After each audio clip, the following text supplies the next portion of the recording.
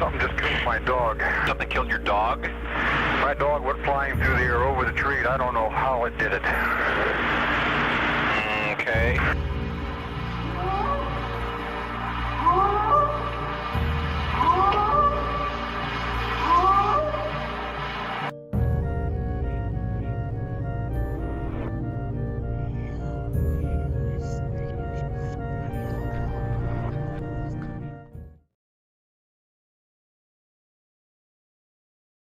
Another prominent historic case of an abduction by a Sasquatch is the story of Albert Ostman.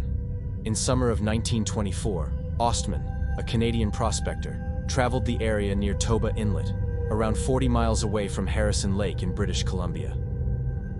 As the story goes, one evening, as Ostman lay asleep, a Sasquatch purportedly picked him up and carried him off while he was in his sleeping bag.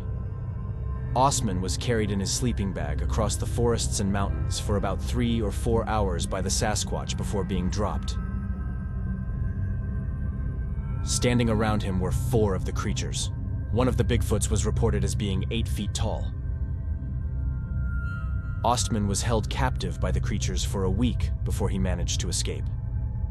Let's listen to an original audio clip from 1966, recorded by John Green while interviewing Albert Ostman.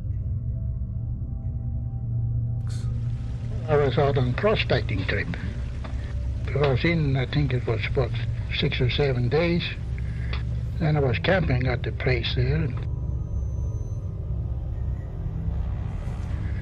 And they began to bother me at night there. I thought first there would be porcupines or probably bear or something. But evidently it was something else. And that went on for about 3-4 nights. And finally one night I was picked up in my sleep and carried away. He carried me for, I don't know, probably 3-4 hours. Ostman, seen here with legendary Bigfooter Rene DeHinden, did not tell his story for more than 33 years. As more Sasquatch stories appeared in the press, he decided to tell his story to a local newspaper in 1957. In the 1972 documentary Bigfoot Man or Beast, Ostman again was interviewed. Let's listen to a short clip from the interview. Join Squatch Mafia at Patreon to watch the entire documentary. Another miner and prospector, Albert Ostman, in 1924 was camped near Toba Inlet in British Columbia. While asleep in a sleeping bag, he was picked up and packed several miles. Daylight found him in a small valley encircled by cliffs. This was home for a family of these creatures. He was able to escape after 6 days by getting them sick on a box of snuff. Now let's listen to Mr. Ostman's experience. Well, there was 4 of them, and none of them look alike. There was what I call the old man, because I had no scale or any rules for measurement, but he was at least 8 feet tall, and must have weighed at least 800 pounds.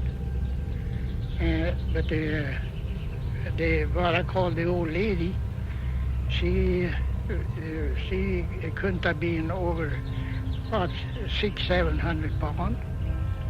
She was probably 7 feet tall, and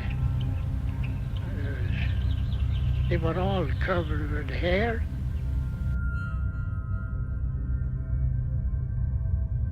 A bizarre and perplexing trend among the missing 411 cases is the extraordinary vast distances traveled by some of the victims, often defying logical explanation.